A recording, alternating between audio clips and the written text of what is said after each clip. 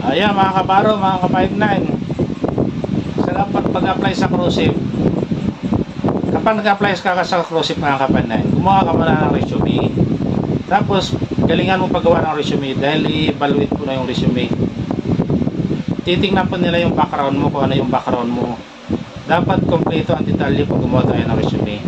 Ang unahin mo pag gumawa ng resume ay yung experience, job experience mo ilalagay mo.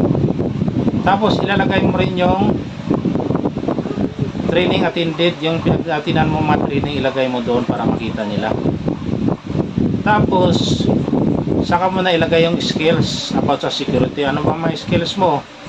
Operator ka pa na X-ray machine, CCTV operator ka ba, handheld operator, o walk-through metal detector operator. Ilalagay nyo po yan lahat para mabasa ang evaluation sa resume ninyo at para matawagan at ma-interview kayo. Ganun po mga kabaro, kapay-pay. Kapag nag-apply tayo, kailangan maganda kagawa ng resume.